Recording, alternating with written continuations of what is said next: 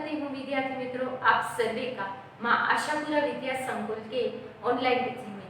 आज हम कक्षा 9वीं में हिंदी विषय में चैप्टर नंबर 18 अंधेरी नगरी का अभ्यास करेंगे। विद्यार्थी मित्रों सबसे पहले जो हमें आगे पढ़ा था उसका क्या करेंगे, पुनरावर्तन, फिर आगे का अभ्यास करेंगे। आगे हमने क्या देखा था कि जो दो फरियादी है वो राजा के पास आते हैं और वो बता रहे हैं कि हमारी जो बकरी है वो दीवार के नीचे दबकर मर गई है, इसके लिए हमको न्याय चाहिए। तब न्याय के लिए राजा एक एक व्यक्ति को बुलाते और सब वो अपने को बेकसूर साबित करते हैं। अंत में कोतवाल जी के ही कारण ये बकरी मर गई ऐसा वो राजा कहते हैं और उसको फांसी देने के लिए कहते हैं। अब हम आगे का अभ्यास करेंगे। सिपाही, बात यह है कि कल कोतवाल का फांसी को हुक्म हुआ था।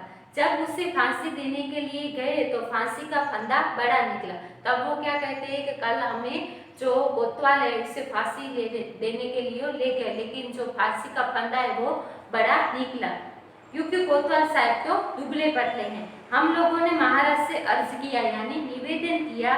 इस पर हुक्म हुआ कि किसी मोटे आदमी को फांसी दे दे, यानी कि महाराज ने बताया कि किसी मोटे आदमी को फांसी दे दे, क्योंकि बकरी मरने के अपराध में किसी न किसी को सजा होनी जरूरी, यानी कि ये बकरी मर गई इसलिए किसी को तो सजा मिलनी जरूरी है, नहीं तो न्याय नहीं होगा। गोवर्धन दास, दुहाई परमेश्वर की, अरे मैं तो नाहक मारा जाता हूँ, यानी कि मैं व्यर्थ में मारा जाता हूँ। अरे यहाँ तो बड़े ही अंधेरे हैं, गुरुजी आप कहाँ हो, आओ मेरे प्राण बचाओ। तब वो गोवर्धन दास अपने गुरुजी को पुकार रहे और वो उसे बुला रहे हैं। गोवर्धन दास चिल्लाया और सिपाही उसे पकड़कर ले जाते हैं। गोवर्धन दास, हाय बाप रे, मुझे बेकसूर को फांसी देते हैं। सिपाही, अब चुप रहे, राजा का हुक्म भला क्यों कहीं टल सकता है।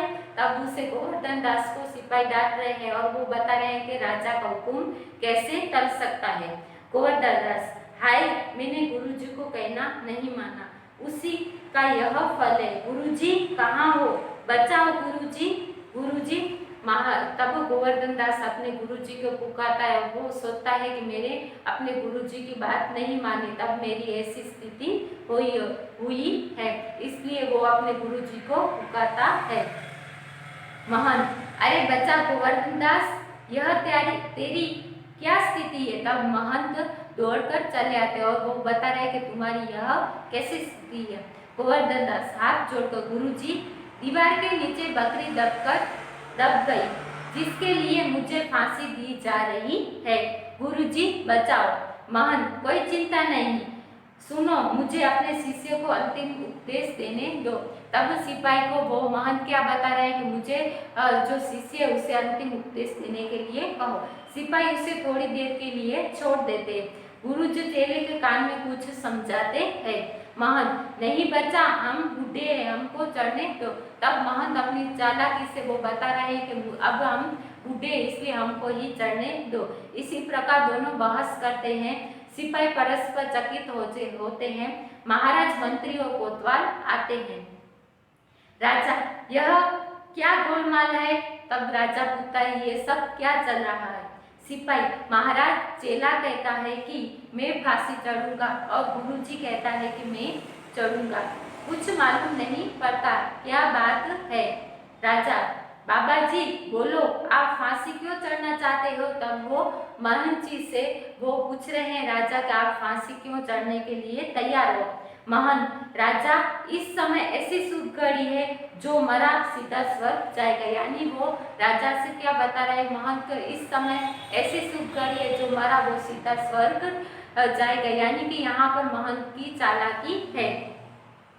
मंत्री, तब तो हम फांसी चढ़े। तब ये सुनकर मंत्री क्या बता रहे, तब तो हम ही फांसी चढ़ेंगे। गोवर्धन दास, नहीं, हमको हुक्म है। तब गोवर्धन दास कहते हैं कि नहीं, हमको हुक्म है इसलिए हम ही चढ़ेंगे। कोतवाल, हम लटकेंगे, हमारे कारण से तो दीवार गिरी है। तब वो कोतवाल क्या बता रहे, कब हम ही फांसी पर चढ़ेंगे क्योंकि हमारे कारण ही यह दीवार गिरी है। राजा, चुप रहो सब लोग, राजा के जीते जी और कौन स्वर्ग जा सकता है तो हमको फांसी चढ़ाओ, जल्दी करो जल्दी करो। तब वो क्या बता रहे हैं राजा के जीते जी ही कौन फांसी चढ़ेगी, यानी कि कोई भी फांसी नहीं चढ़ेगी। यहाँ पर तो राजा ही खुद फांसी पर चढ़ेगा और जो राजा है वो फांसी पर चढ़ जाता है और पर्दा गिर पड़ता है। राजा और नौकर लोग फांसी पर लटका देते हैं और पर्दा गिर पड़ता है, यानी कि अंत में राजा खुद ही अपने आप को फांसी दे देता है। यानी कि यथा राजा तथा प्रजा, यानी कि इस नगरी में राजा ही मूर्ख है और प्रजा भी मूर्ख है, यानी कि सच कुछ झूठ का ज्ञान नहीं है। यानी कि इस नगरी में जो राजा है, चौपट राजा, वो न्याय नहीं कर सकते, इसलिए अंत में खुद ही फांसी पर चढ़ जाते हैं। यानी कि यथा राजा तथा प्रजा, जैसा राजा है वैसी ही उसकी प्रजा है, यह हम देख सकते हैं। Thank you.